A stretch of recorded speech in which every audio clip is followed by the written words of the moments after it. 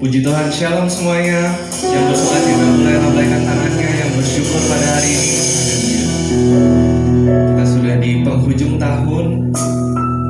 Kita sudah mulai memasuki bulan yang terakhir, saudara, di tahun 2024 ini. Karena itu kita patut bersyukur atas kasih Tuhan, atas penyertaan Tuhan. Mari kita saat teduh sejenak, kita bersyukur, kita katakan terima kasih Tuhan atas penyertaan-Mu Tuhan selama sepanjang setahun ini.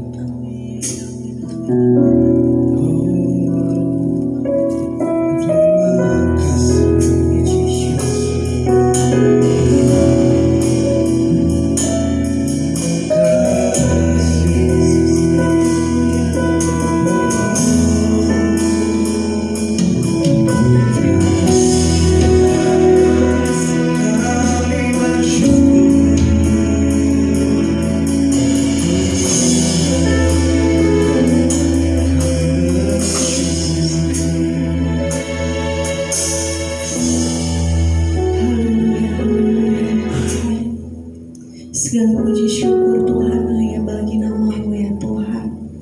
Terima kasih Tuhan, pada hari ini Tuhan kami boleh Kau sucikan dan kudus karena kami Tuhan. Urapilah kami ya Tuhan. Pimpin Tuhan ibadah kami dari awal pertengahan hingga akhir nanti ya Tuhan. Oh Tuhan, segala kuasa iblis, kuasa jahat Tuhan ingin menghancurkan ibadah kita Tuhan pada pagi hari ini Tuhan. Kau terking Tuhan hanya dalam nama Tuhan Yesus Kristus Tuhan. Kami mulai Tuhan ibadah kita pada pagi hari ini ya Tuhan. Kami alaskan semuanya hanya dalam nama Tuhan Yesus Kristus. Haleluya. Terima kasih. Kami mau diam di hadirat Tuhan pada pagi ini. Karena itu penuhi hati kami Tuhan dengan hadir. Kami rindu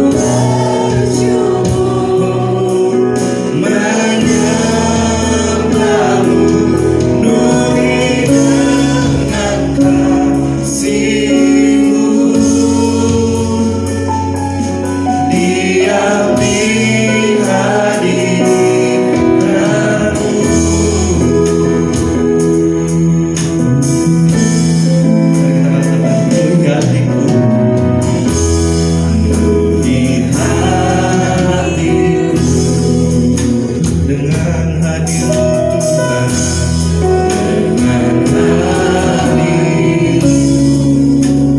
kami rindu, ku rindu memandang wajah-Mu oh Tuhan di dalam kekudusan-Mu. Bawaku dekat.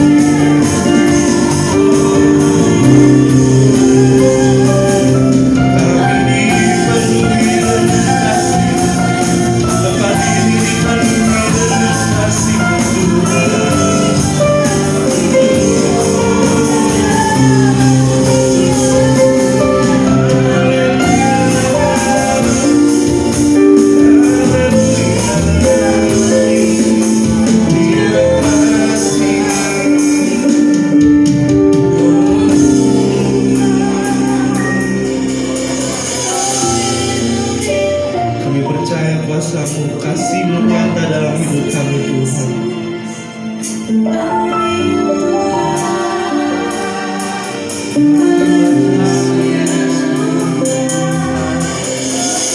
Mari kita bersyukur atas penyertaan Tuhan. Di tahun ini, terima kasih.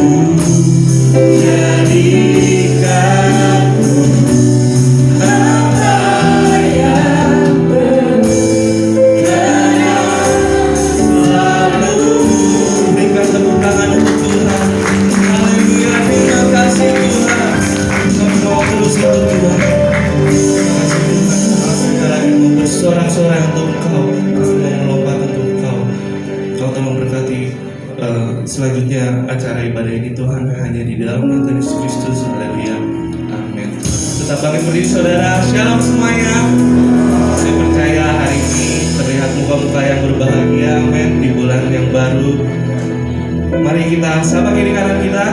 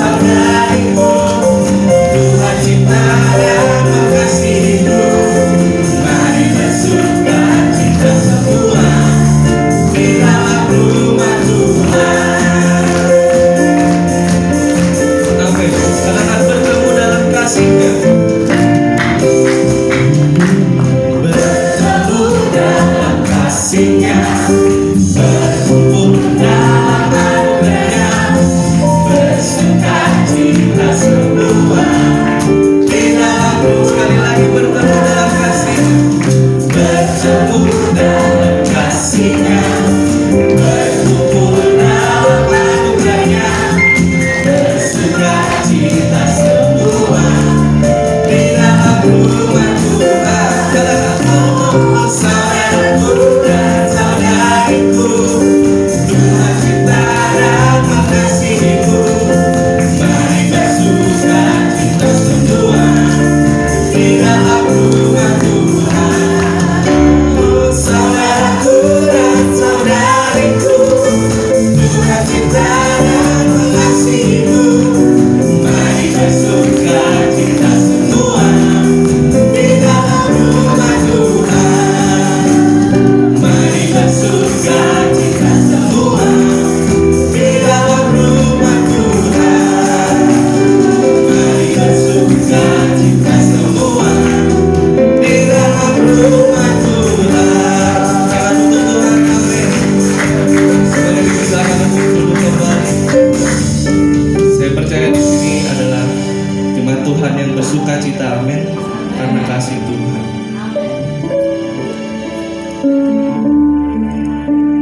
Sebentar lagi kita akan mendengarkan firman Tuhan.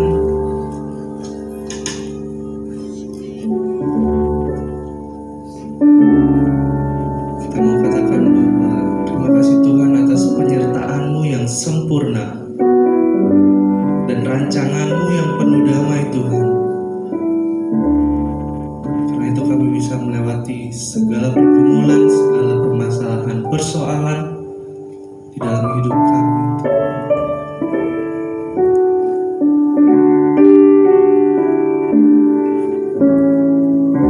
Janganmu tak terselami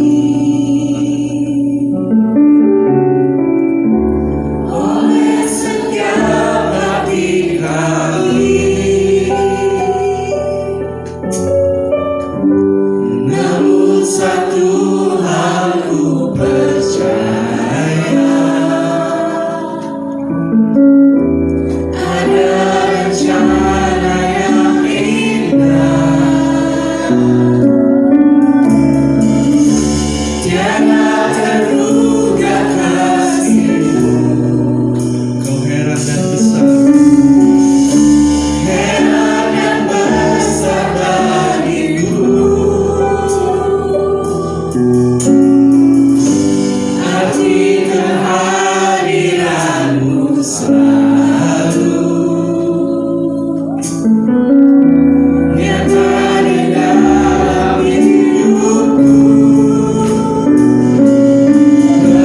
Kenyataanmu sempurna, rancangan-Mu penuh damai, aman dan sejahtera, walau di tengah badai.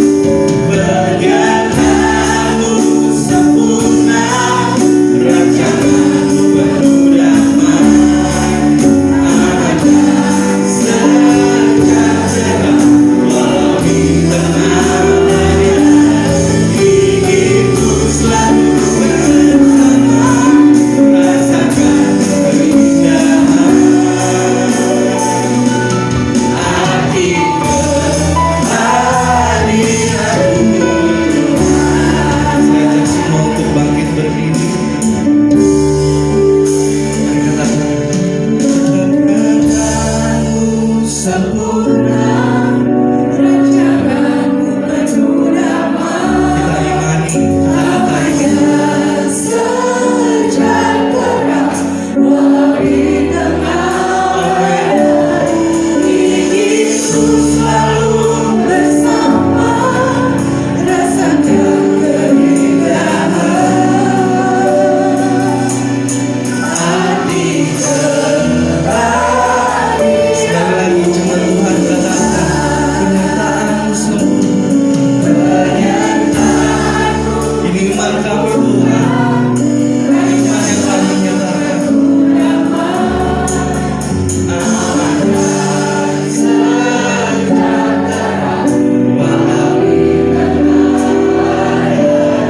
Hidupku selalu bersama, rasakan keindahan arti kehadiranmu Tuhan. Mari kita mau nyatakan kenyataanmu sempurna, rancanganmu penuh damai, amannya sejahtera walau di tengah badai. Hidupku selalu bersama, rasakan keindahan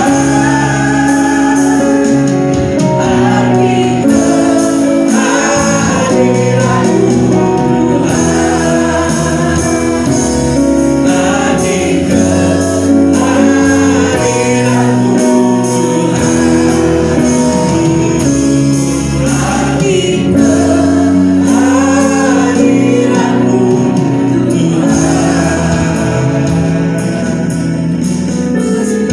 Sebuah anugerah Tuhan bagi kami kalau Kau masih memberikan kesempatan pada pagi hari ini Tuhan untuk berkumpul di tempat ini. Kami yakin dan percaya Tuhan setiap pergumulan yang kami bawa, setiap hal yang kami bawa Tuhan di tempat ini Tuhan urapi dan sertai, dan kami yakin dan percaya Tuhan bahwa semua adalah bagian dari rencana-Mu yang sempurna. Terima kasih Tuhan, urapi kami Tuhan yang akan mendengarkan firman-Mu. Biarlah hati kami Tuhan terus terbuka untuk biar firman-Mu tertanam di hati kami dan berbuah di dalam kehidupan kami. Tuhan, biar Engkau urapi hamba-Mu juga Tuhan dalam penyampaian firman-Mu. Biarlah apa yang disampaikan olehnya Tuhan, biarlah apa yang Engkau inginkan dalam kehidupan kami. Tuhan, terima kasih Tuhan. Kalau sebentar kami akan memberikan persembahan kami yang pertama, biar Engkau berkati persembahan kami Tuhan, biar boleh berbau harum di hadapan-Mu. Terima kasih Tuhan, kami alaskan doa kami hanya dalam nama Tuhan Yesus Kristus. Kami sudah berdoa dalam ucap syukur. Haleluya. Amin. Saya dipersilakan untuk tugas persembahan ini kita maju ke depan.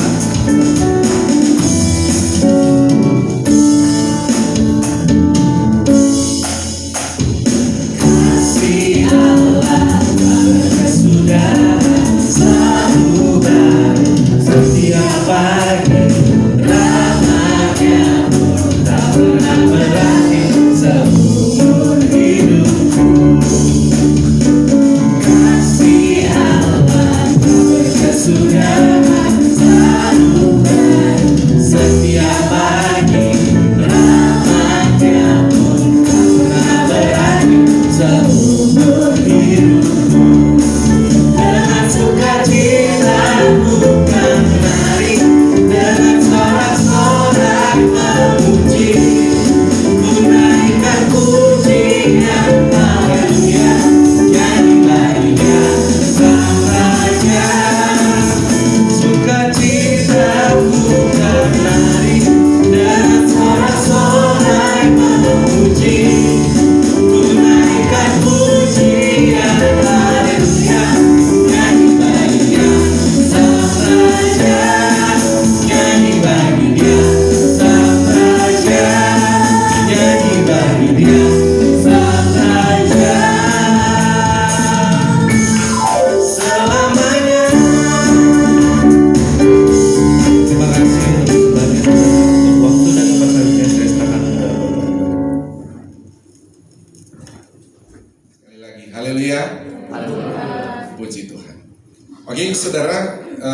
Saya langsung saja saudara mengajak untuk membaca Alkitab. Saudara, kita sudah ada di hari Minggu pertama. Ini tanggal 1 ya, saudara, tanggal 1 Desember. Jadi bulan yang terakhir tentu di tahun 2024 ya.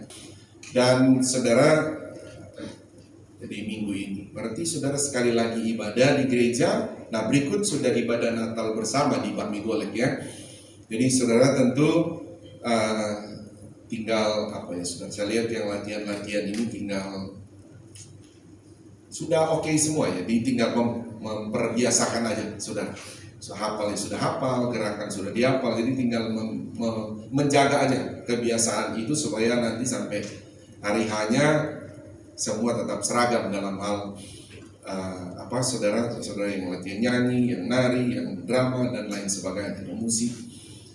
Satu hal, saling mendoakan supaya semua sehat ya dalam keberkatan Tuhan. Terlebih anak-anak IMB ini dan ada beberapa anak sekolah minggu ya, latihannya full terus gitu.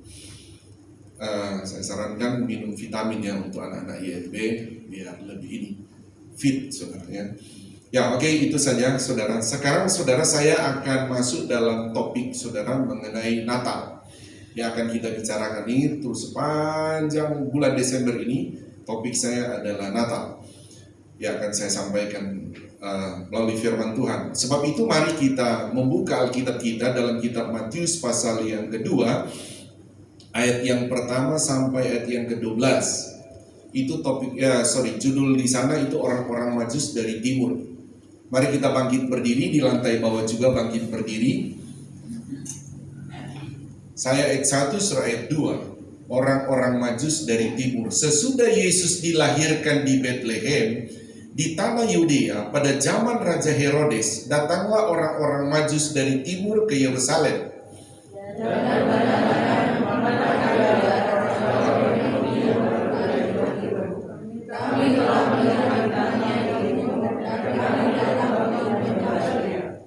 Ketika Raja Herodes mendengar hal itu, terkejutlah ia beserta seluruh Yerusalem.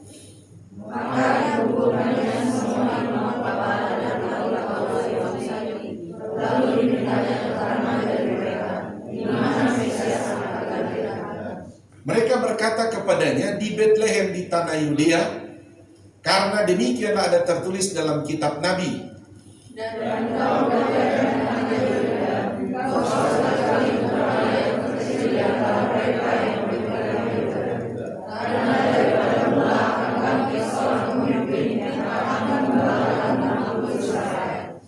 Lalu dengan diam-diam Herodes memanggil orang-orang Majus itu dan dengan teliti bertanya kepada mereka, bila mana bintang itu nampak.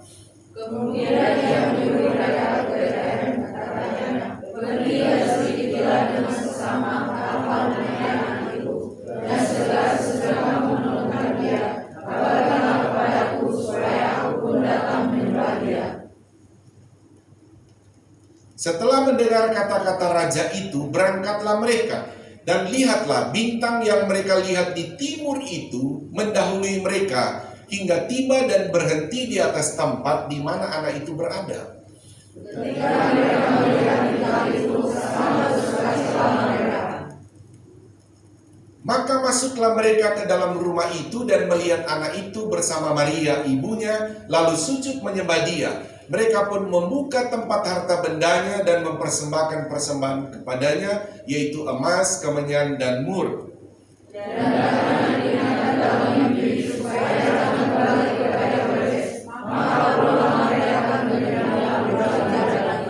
Amin. Tuhan berkati, silakan duduk kembali. Saudara, sekali lagi saya katakan tadi bahwa kita bicara topik Natal ya saudara. Dan kita akan bicara juga saudara mengenai Herodes dan juga orang Majus. Natal saudara artinya lahir. Tetapi saudara pahami begini saudara, kita kalau sekarang kan saudara kita bilang Natal. Itu pasti tertujunya pada Yesus Kristus ya saudara, kelahiran Yesus Kristus. Jadi memang begini saudara bahwa ini sebetulnya apa dibilangnya saudara, terjadi penyempitan makna dalam sebuah kata, dan itu biasa ya saudara, biasa itu. Dan juga istilah dibilang juga terjadi perluasan makna. Jadi satu kata itu bisa terjadi menyempit atau juga terjadi perluasan. Nah, seperti ini maksud saya saudara di ayat yang pertama tadi saudara, ayat pertama sesudah Yesus dilahirkan. Jadi sebetulnya Natal artinya saudara lahir. Nah, tetapi saudara, zaman dulu orang kalau bilang lahir itu ya Natal. Nah gitu saudara. Selamat Natal, selamat Natal. Kalau kita sekarang bilang apa kalau merayakan hari kelahiran saudara? Rata-rata bilang apa? Nah, kelahiran kita. Selamat ulang tahun. Nah gitu saudara. Kalau dulu begitu, selamat Natal, selamat Natal, selamat Natal. Jadi itu umum, saudara. Nah ini yang saya bilang tadi, saudara. Akhirnya saudara terjadi satu penyempitan makna dari satu kata itu. Dari yang secara umum dia menyempit, sekarang kalau orang bilang Natal, kalau dulu umum, sekarang jadi apa saudara? Menyempit jadi kepada Yesus Kristus. Itu yang saya bilang tadi saudara, bahwa terjadi penyempitan makna dalam hal Natal. Kalau terjadi perluasan makna itu apa itu?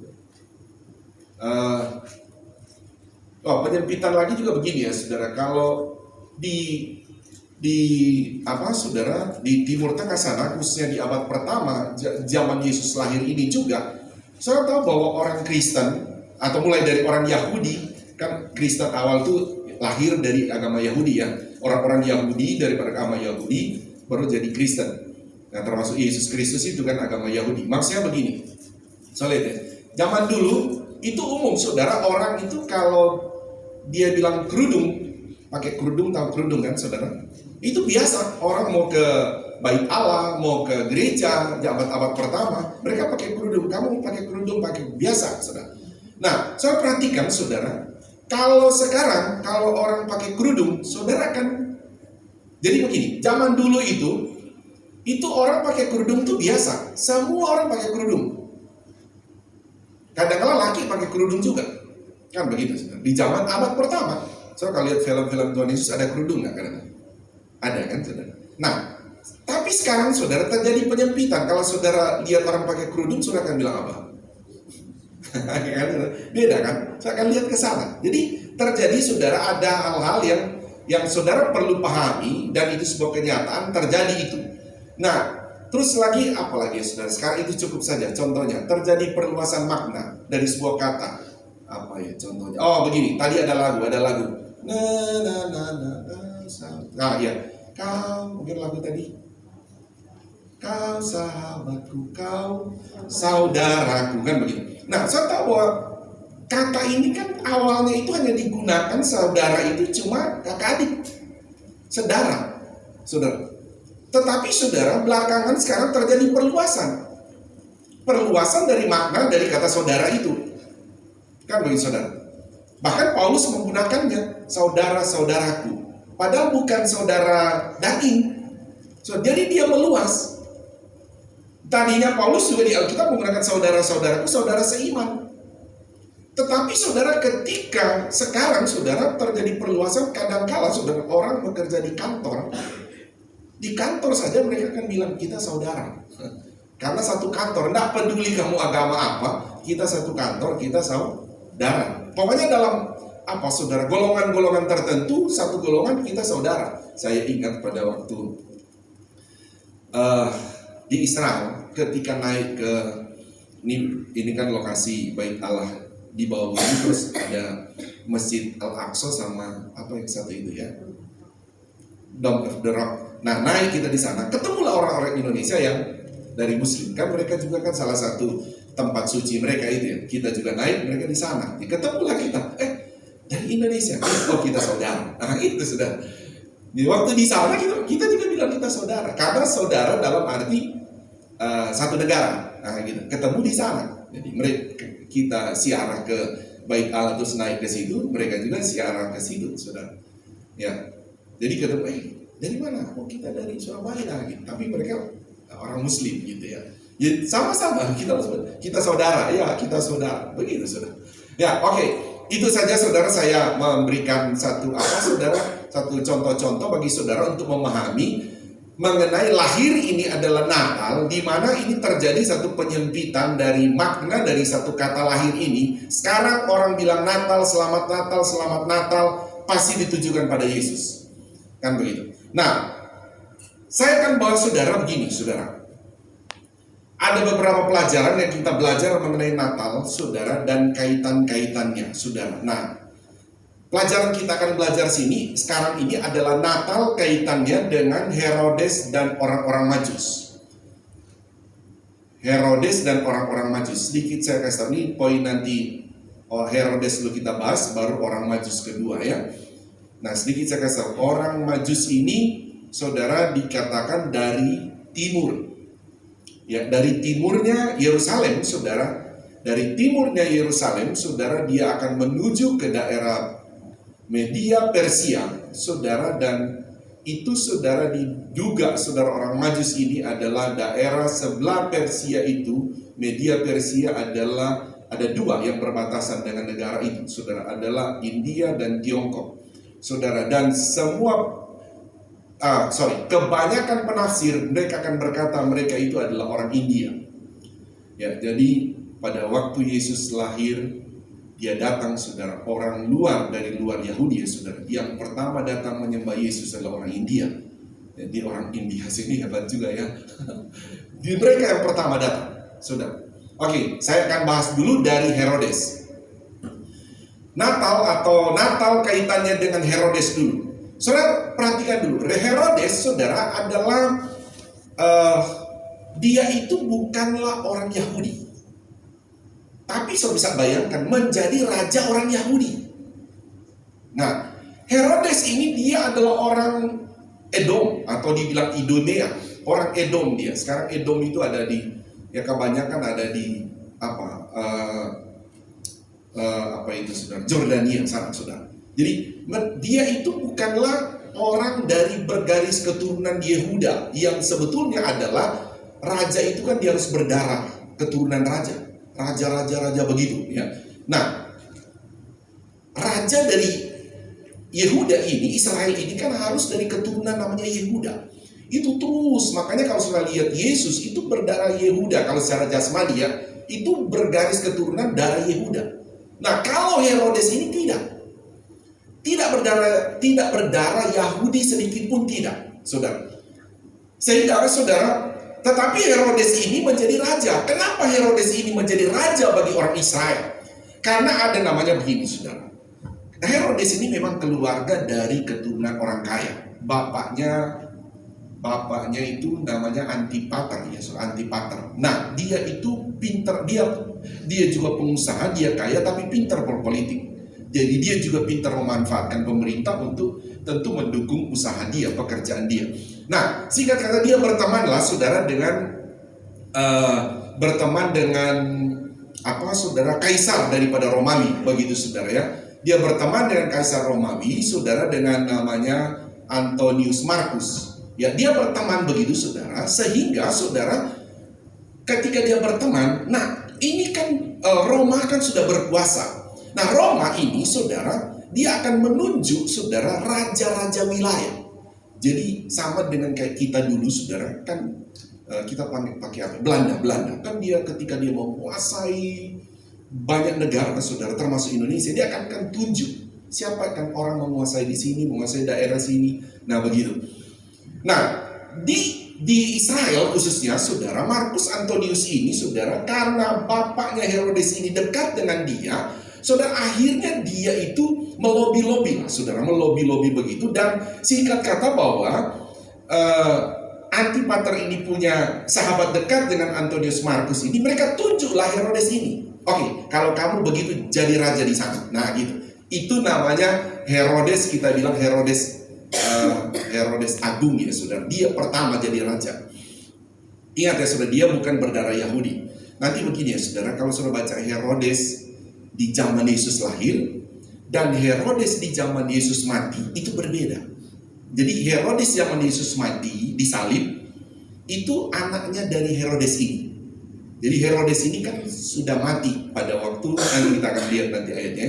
Jadi intinya bedakan dulu ketika saudara baca Konteksnya saudara baca di mana? Oh, Herodes waktu Yesus lahir. Nah, berarti itu namanya Herodes Agung.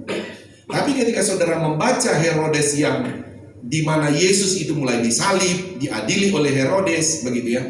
Nah, itu berarti Herodes anak-anaknya. Karena ada 3 Herodes yang menjadi raja setelah Herodes ini mati.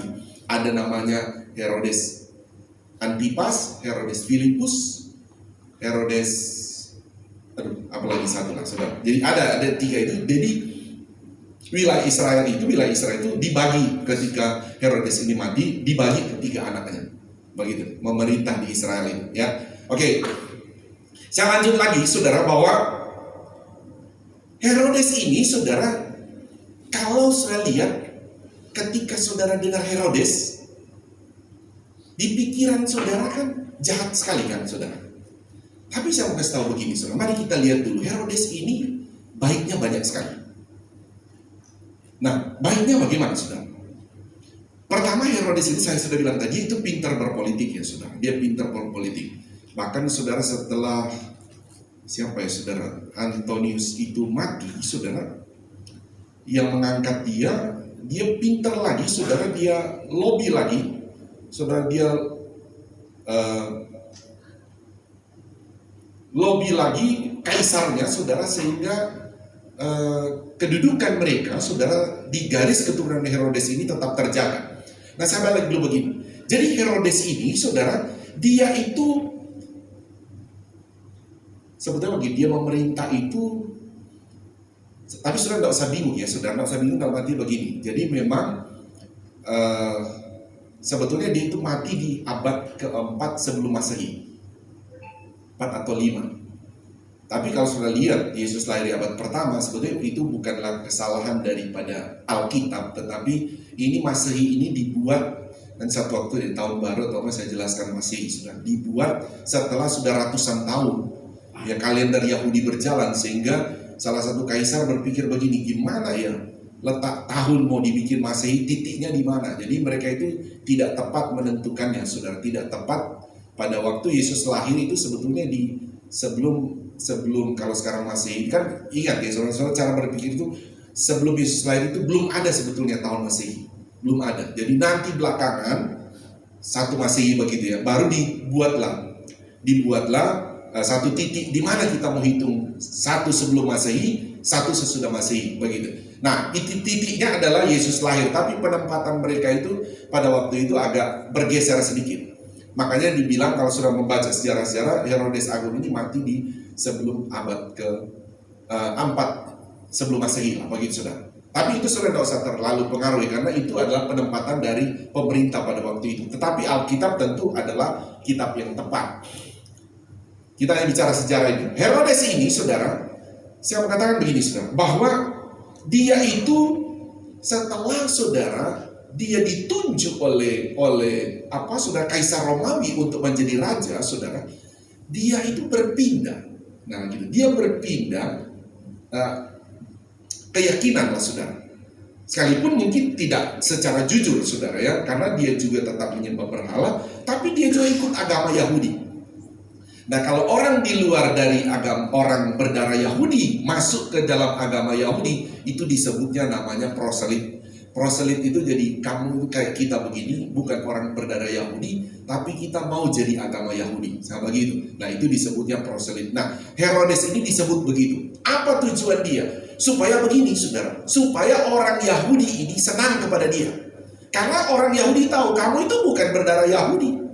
Saudara, kalau sudah ke Israel, saya bilang lalu kan kita tanggal 1 Maret akan ke sana. Saudara, kalau sudah bilang, oh raja kamu Herodes, mereka tidak mau saudara. Sampai sekarang orang Yahudi tidak terima. Karena mereka tahu itu bukan raja kita. Nah gitu. Nah lanjut lagi saudara, saya mau katakan lagi begini. Raja Herodes ini dikatakan tadi bahwa sesudah Yesus dilahirkan di Bethlehem pada zaman Raja Herodes. Jadi memang penting untuk kita anak-anak Tuhan mengenal zaman Raja Herodes. Jadi ini kalau kita tambah zaman Raja Herodes Agung. Jadi saya sudah bilang tadi, ketika memahami itu, oh waktu Yesus lahir itu zaman Herodes Agung. Saya langsung dulu, saya sudah masuk tadi sebetulnya, tapi kalau saya lupa ternyata saya sudah masuk mau lihat kebaikan dia. Saya mau bawa dulu saudara, supaya kita menempatkan Herodes pada mana baiknya, mana tidak baiknya. Nah gitu saudara. Karena selama ini kadang-kadang kita dengar, oh Herodes. Herodes itu begini. Tadi dia pintar berpolitik, tapi dia itu baik. Nah baiknya di sini saudara. Itu betul-betul saudara bahwa bagaimana di Israel mengalami kemajuan luar biasa saudara. Itu karena Herodes dalam hal pembangunan. Contoh begini saudara. Dia itu lihat, oh ini Israel ini butuh air. So tahu dia bikin apa? Dia bikin itu saluran air yang panjang sekali. Dibayangkan di padang gurun, saudara. Bikinkan saluran air demi kebutuhan rakyat. Raja baik kan, saudara? Dia tidak mau rakyatnya sampai mati hanya karena air atau mengambil air terlalu jauh. Dia bikinkan saluran itu supaya pertanian juga bisa dapat air. Jadi kalau saya lihat sebagai raja memperhatikan rakyatnya itu baik. Nah saudara, jadi juga saudara, kaisar daripada Romawi melihat, oh bagus juga kamu ini. Nah gitu. Karena kan nanti kalau rakyatnya hidup, rakyatnya berhasil, nanti rakyatnya juga akan bayar pajak baik kepada raja, baik kepada kaisar. Bagus ini. Nah, sehingga Herodes ini terus mereka akhirnya kerjasama dengan baik dengan kaisar ini. Nah, Herodes ini bukan cuma sampai di sana, saudara. Selain tentu dia mengambil hati supaya orang Yahudi senang kepada dia. Karena begini, kalau orang Yahudi itu berontak, itu dia bisa diganti oleh kaisar. Oh, berarti kamu tidak bisa memimpin rakyat Israel. Udah, saya ganti kamu. Nah, kan dia takut itu. Karena dia pengen jabatan itu sebagai raja. Jadi bagaimana dia ambil hati rakyatnya Israel adalah dia memenuhi semua kebutuhannya. Bahkan saudara kesatuan bahwa ada satu waktu terjadi musim panas yang luar biasa. Israel hampir jadi kelaparan, saudara.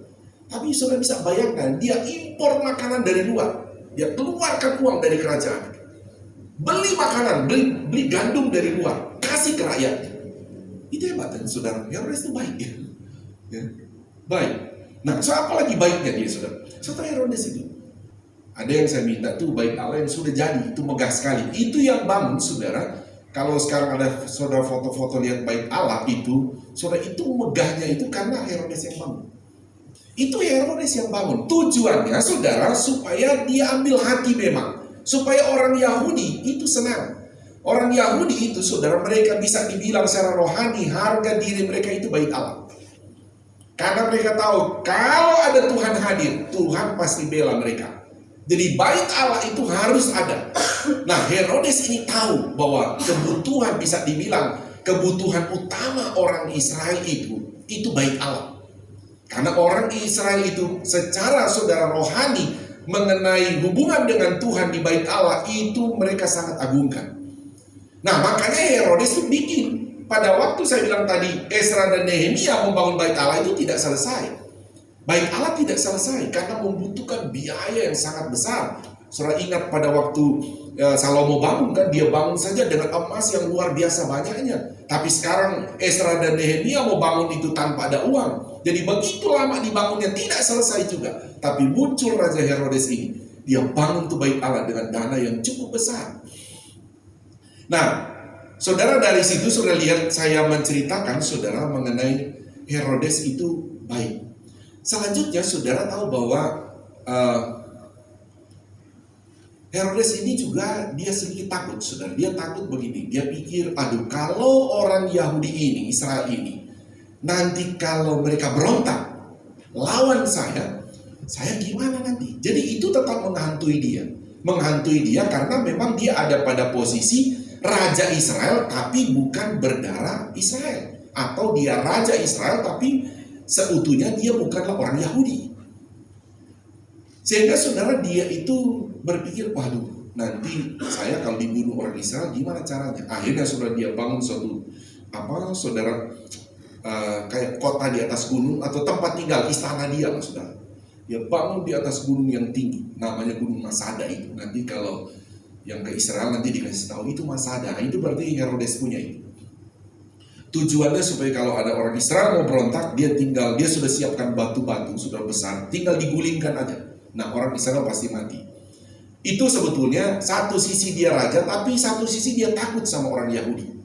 Sehingga bagaimana caranya dia akan ambil hati terus kepada orang Yahudi. Nah, saya akan lanjut lagi, saudara. Itu baik-baiknya Herodes ya, saudara. Apalagi baiknya Herodes ya. Dia menjaga keamanan mereka, ketertiban mereka. Jadi zaman Herodes itu tertib. Bahkan dia bekerja sama, saudara. Saya bilang dengan kaisarnya,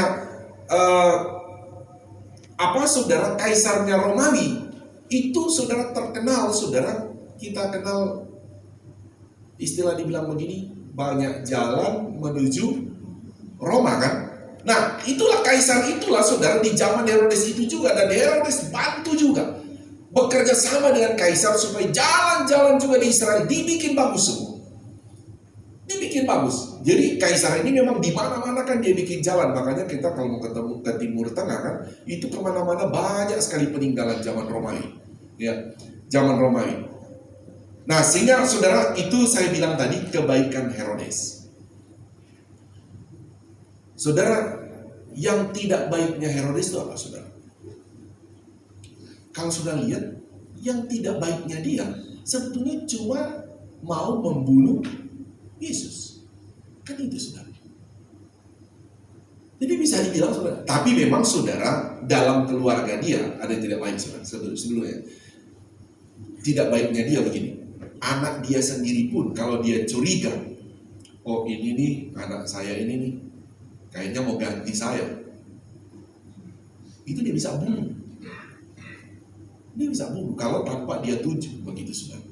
Oh ini saudara saya nih, kayaknya dia mulai dekat dengan kaisar nih, bisa nih dia diangkat nih, dia bisa bunuh. Nah begitu saudara. Jadi dia itu banyak juga, memang dia itu dalam pembunuh juga ada, kuat sekali dia. Karena banyak orang saudara di luar itu keluarga-keluarga dia bunuh semua saudara. Oke, saya tidak cerita ke sana. Jadi minimal saudara punya pandangan dulu ketika membaca Herodes ini, saudara tidak melulu saudara hanya ada negatif. Nah itu maksud saya saudara, tidak melulu negatif. Tapi dia juga itu adalah baik juga, banyak baiknya kepada rakyatnya. Tapi kalau kita lihat saudara, kita masuk pada ayat yang kedua. Dan ini Herodes saja ya. Saya masuk ke ayat yang kedua. Saya mau fokus kepada orang Majus.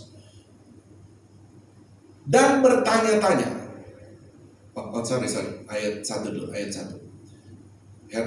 Herodes, datanglah orang-orang Majus dari timur ke Yerusalem. Nah, ini yang saya bilang tadi. Sekarang kita masuk saudara melihat kepada kepada orang-orang Majus. Saya bilang tadi orang orang-orang Majus ini, saudara, mereka datang dari India, daerah India. Nah, di dalam India zaman dulu ya, jangan pahami India zaman sekarang. Jadi di daerah India itu juga, saudara, banyak juga kerajaan-kerajaan kecil kayak dulu sekarang. Jangan pahami Indonesia sekarang ini saja ya. Tapi kalau kita mau bicara Indonesia di seandainya berapa ya? 150 tahun lalu, begitu ya. 150 tahun Indonesia dulu bagaimana? Nah, di Indonesia ini banyak raja nggak, saudara? 150 tahun lalu. Banyak kan, saudara? Rajanya banyak, begitu, saudara. Begitu juga zaman ini, India. Zaman dulu, sampai berarti ini di abad, kita bicara abad pertama kan, saudara. Orang-orang Majus datang. Nah, di zaman itu, saudara, abad pertama itu banyak juga raja-raja di situ. Tapi mereka di wilayah India itu. Nah, itu yang disebut mereka ini adalah orang-orang Majus. Ya, orang Majus ini, saudara. Jadi mereka ini karena orang-orang bekerja dalam suatu kerajaan itu. Nah, kita akan lihat saudara begini.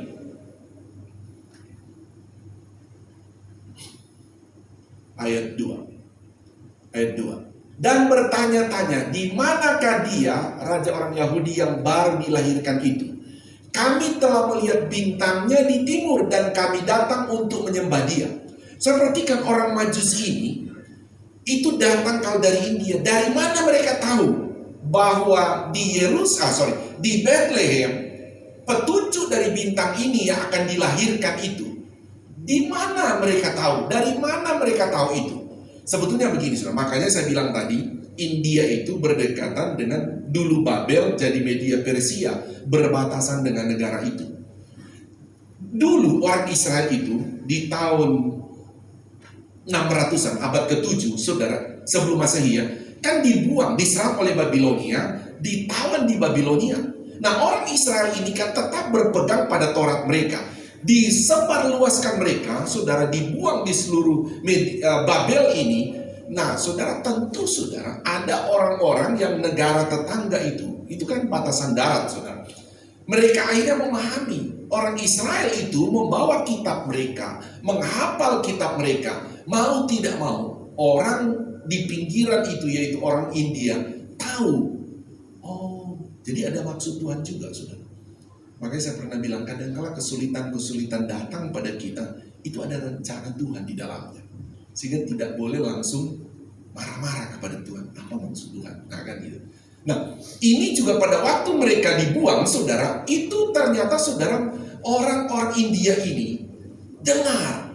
Dan mereka dengar penjelasan lah, istilah orang-orang Yahudi zaman itu ya. Terus mereka ceritakan, oh nanti akan ada raja. Karena kan pada waktu itu raja sudah tidak ada, orang Israel sudah tidak ada. Tapi mereka sebagai raja, saudara, mereka membaca akan ada lahir seorang raja di Israel nanti.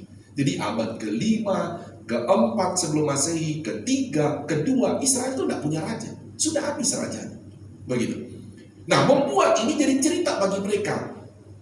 Karena kan mereka sebagai raja kan pernah mendengar Raja Salomo yang hebat, Raja Daud yang hebat, baru muncul Raja Salomo yang hebat. Jadi menjadi cerita dalam negara-negara tetangga atau kerajaan-kerajaan tetangga. Tahu-tahu saudara muncul Israel tidak punya raja. Tapi di dalam Alkitab menceritakan bahwa Israel akan punya raja. Nah, membuat ini orang-orang Majus atau raja-raja di India ini, mereka jadi satu cerita. Akan ada raja yang lahir di sana. Nah, saudara, ketika ini lahir, saudara, melalui firman yang mereka pernah dengar dari cerita-cerita orang Yahudi pada waktu dibuang, saudara, ke sana, ke Babel, karena itu bertetangga dengan India. So, itulah berdasarkan tentu Roh Kudus tumbuhkan bagi mereka. Mereka jadi penasaran. Mereka bilang, ini raja yang berbeda. Kalau menurut kitab suci, ini raja yang berbeda. Karena dia raja Israel, tapi dia itu Tuhan. Sehingga mereka datang bukan saja datang melihat raja yang lahir, tetapi dia itu Tuhan. Nah, ayat yang ketiga. Ketika raja, kita baca bersama-sama. Takutnya saudara ini soalnya banyak sejarah ini. Takutnya saudara banyak, kalau yang suka sejarah semangat. Tapi kalau nggak suka sejarah, bisa-bisa buka HP main game ini. Atau baca-baca WA.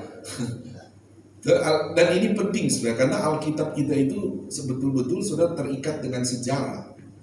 Ya, makanya saya pernah bilang, so, kenapa kita ke Israel itu turnya tur sejarah?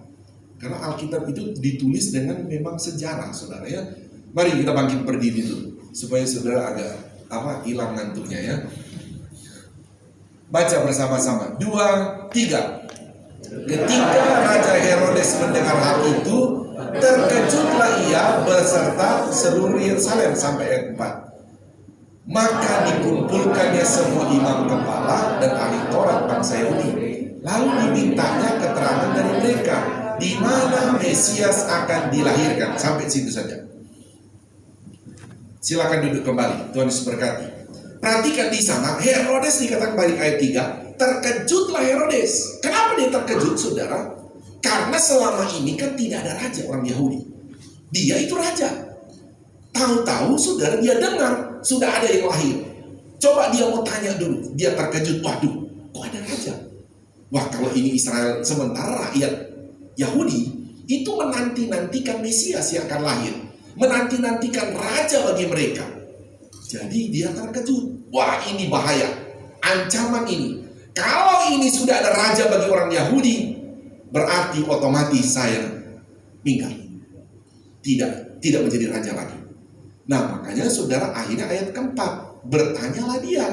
Dia tanya. Maka dikumpulkannya semua imam kepala. Nah, imam kepala ini ingat saya pernah jelaskan di Sanhedrin atau di mahkamah agamanya orang Yahudi ada namanya 70 imam-imam kepala. Dikepalai oleh satu imam besar.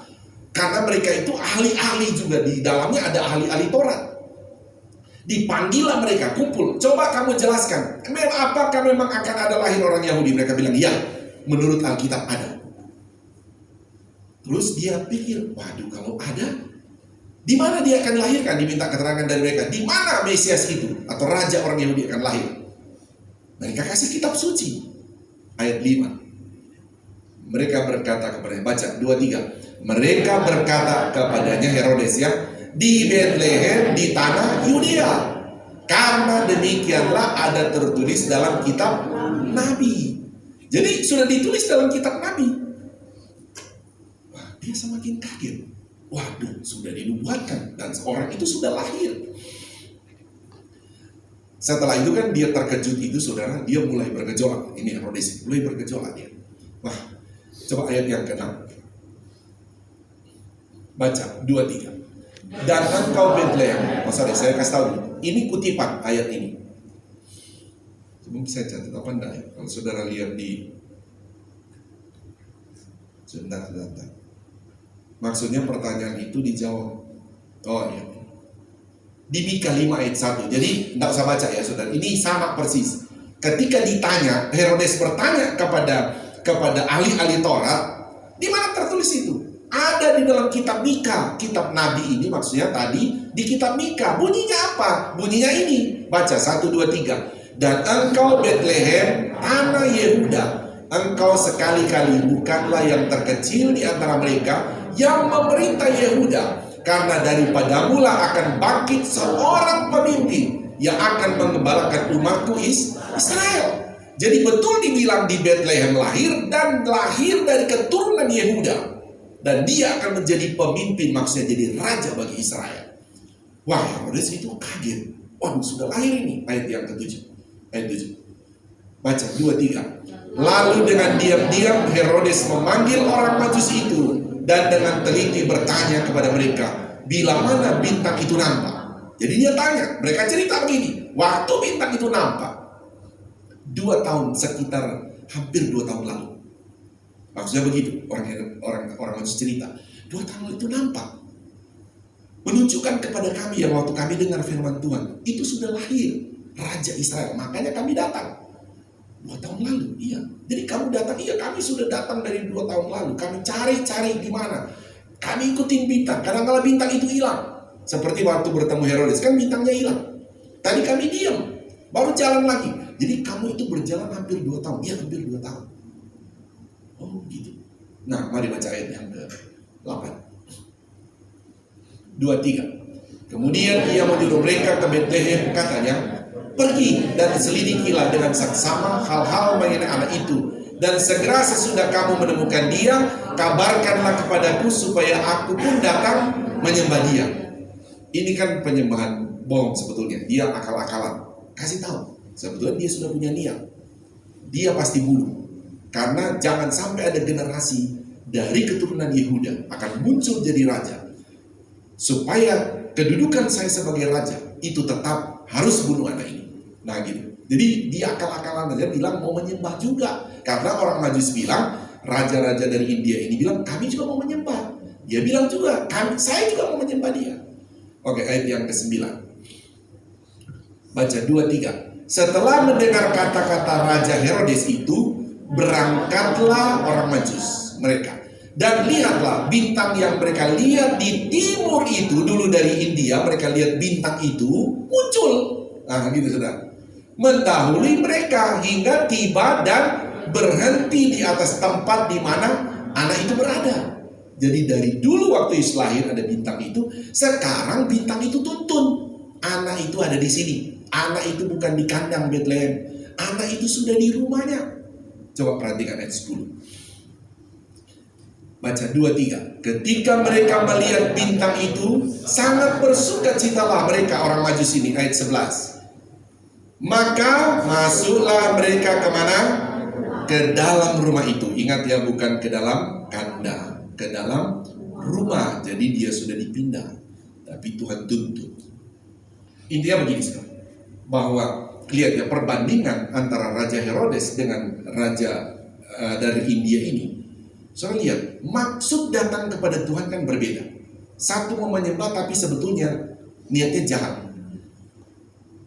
Tuhan pasti tutup jalan kalau niatnya jahat. Tapi kalau niatnya baik, saudara mau datang pada Tuhan, Tuhan akan tuntun terus sampai bertemu Tuhan. Amin. Seperti orang Majus, tadi kan bintang udah gak ada, tapi niat hatinya memang baik, Tuhan pasti buka jalan. Haleluya saudara, kita juga begitu terhadap Tuhan. Kalau kita mau datang sama Tuhan, kalau niatnya kadang-kala begini, seperti mau dimanfaatkan saja. Ini kan orang Majus mau dimanfaatkan sama Herodes. Atau kita begini, kalau Tuhan itu kayak kita hanya memanfaatkan, saya datang gereja. Intinya memang Tuhan sumber berkat, tapi kalau niatnya hanya memanfaatkan Tuhan untuk memenuhi keinginan nafsu kita, keinginan daging kita, supaya Tuhan memperkaya saya, itu Tuhan akan tutup jalan. Kalau niatnya begitu. Tapi kalau niatnya baik, Tuhan, saya mau datang menyembah Engkau, Engkau sumber berkat Tuhan. Tuhan, kalau Engkau berkati saya Tuhan, saya akan tetap memberkati Tuhan dan sesama. Itu Tuhan akan buka jalan. Haleluya, saudara. Tapi kalau niatnya hanya manfaatkan Tuhan memperkaya diri, saudara, saudara memperkaya ketamakan kita, Tuhan akan tutup jalan. Makanya kalau lihat orang Majus ini, mereka membawa apa, saudara? Ulang baca dari awal 1, 2, 3. Maka masuklah mereka ke dalam rumah itu dan melihat anak itu bersama Maria ibunya, lalu sujud menyembah dia. Mereka pun membuka tempat harta bendanya dan mempersembahkan persembahan kepadanya, yaitu emas, kemenyan, dan mur. Saudara, datang kepada Tuhan, memang Tuhan itu sumber segala sumber berkat. Tapi kita datang kepada Tuhan, memang kita apa ya saudara? Kita mau melayani Tuhan, sama-sama mau menyembah Tuhan, sama-sama melayani Tuhan. Tapi Tuhan itu saudara, Tuhan memberkati orang Majus, tentu orang Majus juga itu membawa persembahan kepada Tuhan. Amin, saudara. Itu polanya. Makanya Tuhan buka jalan mereka bisa bertemu dengan Tuhan. Kalau saudara dan saya mau diberkati, harus seperti orang Majus. Amin, saudara. Datang ke gereja, kita tidak hanya saudara sekedar, oh saya sudah jadi orang Kristen. Tapi memang di niat kita pun, saudara, niat kita pun mesti ada itu. Sekalipun saudara merasa, aduh saya masih berkurang, tapi niat hati kita, kalau terus Tuhan berkati saya, karena saya rindu membawa persembahan kepada Tuhan. Haleluya, saudara. Niatnya harus begitu. Jangan begini, Tuhan berkati saya, supaya biar tetangga lihat, mobil saya lebih bertambah, rumah saya bertambah. Ya Tuhan bilang kepala. Tidak boleh begitu. Niatnya tetap seperti itu. Tuhan, supaya saya bisa Tuhan membawa kepada pekerjaan Tuhan dan memberkati sesama. Amin, saudara. Niatnya harus begitu, saudara. Nah, orang Majus ini bawa, wah ini saudara kalau dibahas ini emas, kemenyan, dan mur, ini harganya mahal sekali, saudara. Mahal sekali. Tapi ada makna di dalamnya, saudara ya. Kalau emas itu melambangkan mengenai raja, ya kemenyan itu saudara adalah, itu juga kemenyan dan mur ini hasil tanaman dari daerah India. Makanya selalu para penafsir orang Majus ini benar-benar dari India. Dari India. Makanya jangan heran, saudara, siapapun dia, kalau Tuhan sudah jamah, betul-betul dia percaya Tuhan, mau dari suku apapun dia, ya, mau dia dari India, dari Amerika, dari China, Tiongkok, saudara, kalau punya pengertian yang sama seperti orang Majus, pasti Tuhan akan buka jalan. Amin, saudara. Pasti Tuhan buka jalan. Oke, saudara, mohon maaf saya agak kepanjangan berbicara Natal kaitannya dengan Herodes dan orang Majus. Tentu kita harus melakukan yang baik. Tetapi kalau kepada Tuhan harus, oh saya harus sudah selesai, tapi saya harus bacain saudara. Minta sedikit, supaya saudara lihat ya. Lanjut, turun ke pasal ini. Supaya saudara lihat Herodesnya ya saudara. Matinya kenapa ya? Ini, mari kita baca 1, 2, 3. Dan karena diperingatkan dalam mimpi supaya jangan kembali. Oh bukan. Turun. Di topik berbeda. Nah baca 1, 2, 3. Setelah orang-orang Majus itu berangkat, nampaklah malaikat Tuhan kepada Yusuf dan mimpi dan berkata, bangunlah, ambillah anak itu serta ibunya, larilah ke Mesir dan tinggallah di sana sampai aku berfirman kepadamu, karena Herodes akan mencari anak itu untuk apa, saudara? Membunuh dia. Jadi ketahuan kan, saudara? Niat hatinya mau menyembah itu beda. Ternyata mau membunuh. Begitu. Nah, Yusuf ini bawa lari ke Mesir. Nanti yang ikut tur nanti akan pergi ke sana. Lihat tempat di mana Yesus disingkirkan pada waktu di Mesir. Nah, setelah itu, saudara, ayat yang ke-14, ayat 14. Maka Yusuf pun bangunlah, diambilnya anak itu serta ibunya malam itu juga, lalu menyingkir ke Mesir, ayat 15. Baca 2, 3. Dan tinggallah di sana hingga Herodes apa? Mati. Nah ini Herodes Agung tadi. mati. Setelah Herodes ini mati, Tuhan memang udahlah kamu. Makanya saya bilang kalau niatnya kepada Tuhan itu tidak baik, saudara, sekalipun banyak perbuatannya baik, pasti tertutup jalan. Sampai akhirnya Herodes ini mati. Baru setelah itu, hal itu terjadi supaya genaplah yang difirmankan oleh Nabi, dan Mesir kupanggil anakku dari Mesir. Yesus panggil, pulang lagi. Ayat 16. Baca 2-3. Ketika Herodes tahu bahwa ia telah diperdayakan oleh orang-orang Majus, itu ia sangat marah, lalu ia menyuruh membunuh semua anak di Bethlehem dan sekitarnya, yaitu anak-anak yang berumur 2 tahun ke bawah. Jadi Herodes tahu. Oh, dari informasi orang Majus, ternyata anak ini dari perjalanan mereka hampir 2 tahun. Berarti anak ini sekitar 2 tahun ke bawah. Jadi dia bilang, semua anak di bawah umur 2 tahun bunuh. Nah, gitu. Tujuannya supaya Yesus dibunuh. Semua, bayangkan saudara, berarti ada pembunuhan pada waktu itu. Pembunuhan massal. Makanya Yesus dibawa lari ke sana. Setelah itu kan dia mati. Ayat 17. Dengan demikian genaplah firman yang disampaikan oleh Nabi Yeremia.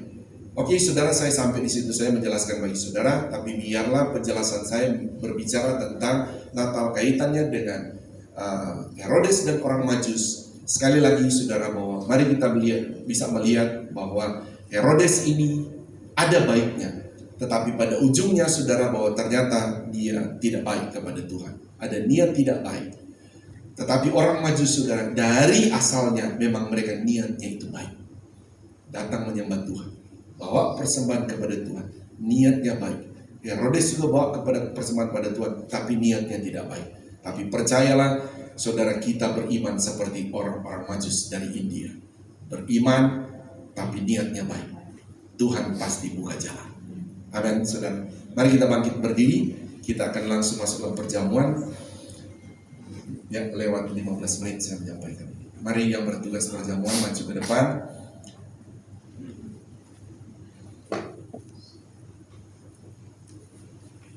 Kita akan langsung berdoa.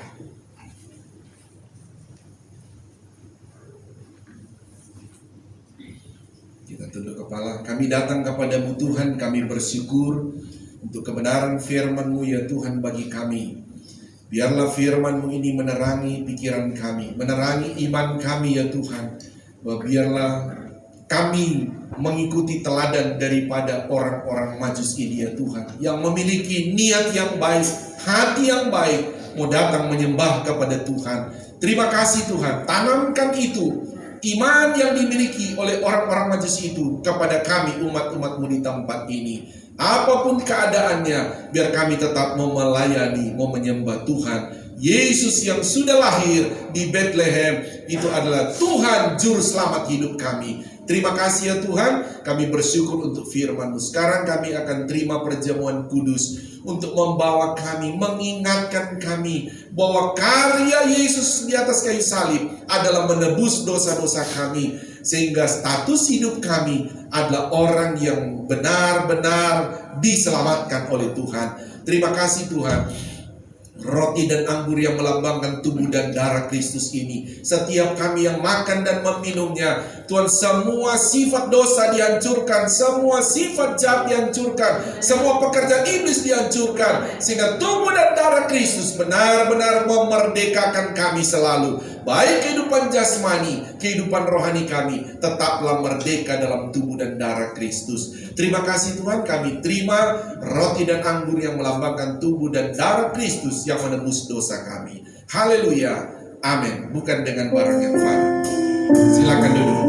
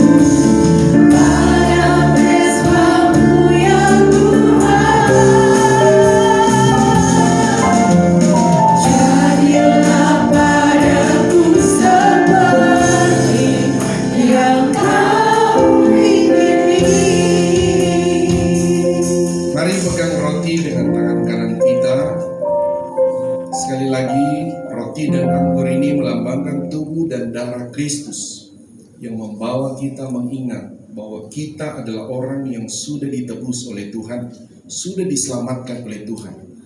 Mengingatkan kita, kata kitab Ibrani, sekalipun kita sudah orang percaya, salah dosa kita pun tetap dijamin oleh tubuh dan darah Kristus yang selalu menyucikan kita, anak-anaknya yang terus berkata mohon ampun kepada Tuhan, dan tubuh dan darah Kristuslah yang menyucikan segala dosa kita. Dengar firman-Nya sebelum kita memakannya. Sebab apa yang telah kuteruskan kepadamu telah aku terima dari Tuhan, yaitu bahwa Tuhan Yesus pada malam waktu Ia diserahkan mengambil roti, dan sesudah itu Ia mengucap syukur atasnya. Ia memecah-mecahkannya dan berkata, inilah tubuhku yang diserahkan bagi kamu. Perbuatlah ini menjadi peringatan akan aku, dengan menyebut dalam nama Tuhan Yesus Kristus. Makan dengan iman.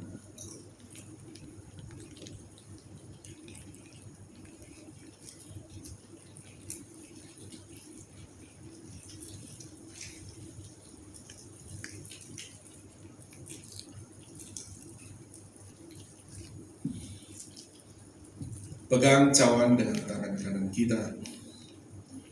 Dengar firman-Nya.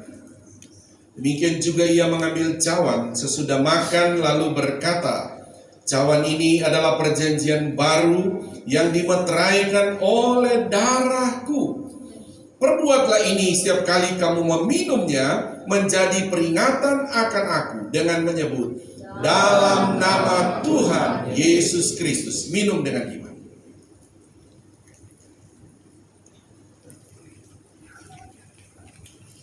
Terima kasih Tuhan. Terima kasih buat tubuh dan darah Kristus. Kami bersyukur ya Tuhan buat tubuh dan darah Kristus yang berdaulat dalam tubuh jiwa roh kami. Memerdekakan kami. Yang sakit Tuhan sembuhkan. Yang lemah Tuhan kuatkan. Yang tertutup jalan Tuhan bukakan jalan. Bahkan ya Tuhan saat ini apapun pergumulan umat-umat-Mu, Tuhan kami percaya kuasa nama Tuhan Yesus bagi kami. Terbuka jalan yang tertutup jalan. Karena bagi Tuhan tidak ada yang mustahil. Terima kasih ya Tuhan. Kami bersyukur untuk firman-Mu. Kami bersyukur untuk tubuh dan darah Yesus. Dalam nama Bapa dan Anak dan Roh Kudus. Dalam Tuhan Yesus kami semua diberkati Tuhan. Haleluya. Semua yang percaya berkata amin. Tepuk tangan beri kemuliaan Tuhan. Haleluya. Haleluya. Tuhan berkati. Silakan duduk. Saya serahkan pada yang bertugas.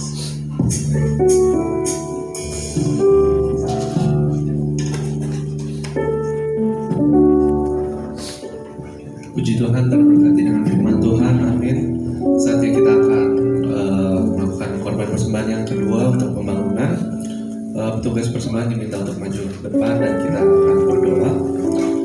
Tuhan Yesus, terima kasih atas firman-Mu, atas anugerah-Mu ya Tuhan. Saatnya kami akan memberikan korban persembahan yang kedua untuk pembangunan. Kau tolong berkati terus atas pembangunan gereja ini Tuhan. Dan kami serahkan semuanya di dalam tangan-Mu. Hanya di dalam nama Yesus Kristus. Haleluya. Amin.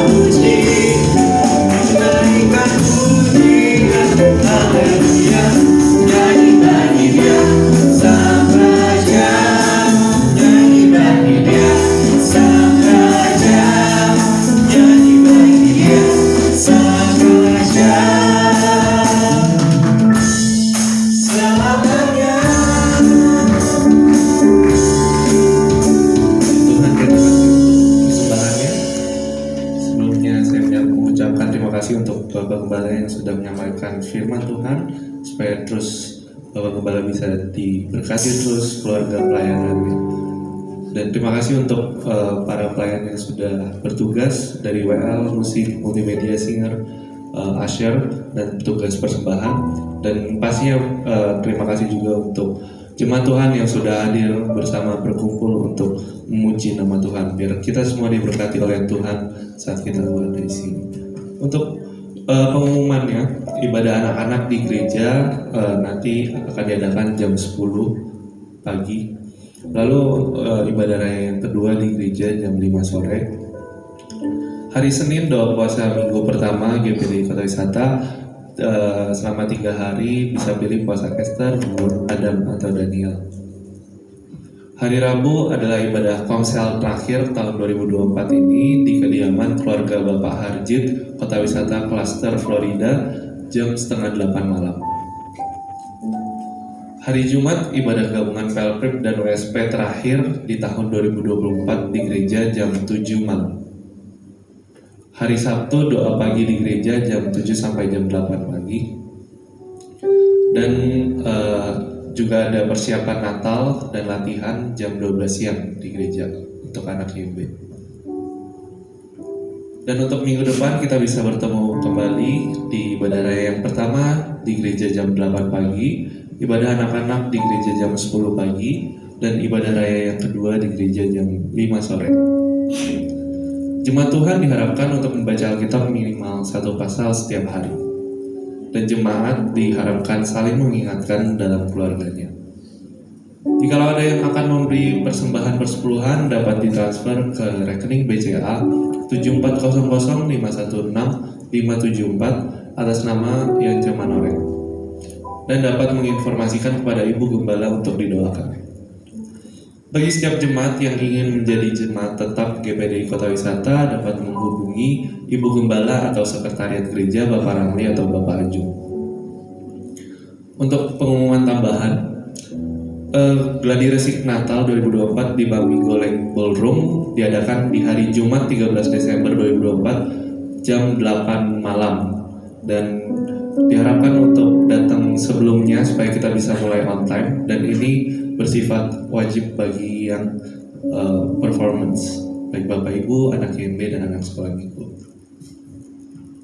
Dan untuk ibadah dan perayaan Natal kita tahun 2024 ini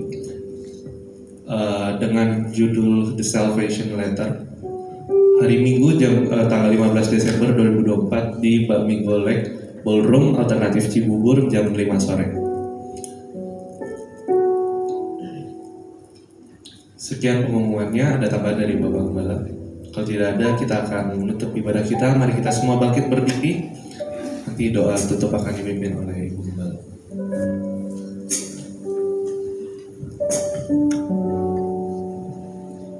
Kita berdoa, kami bersyukur dan berterima kasih kepadamu Tuhan untuk ibadah yang kami sudah nikmati pada hari ini Tuhan.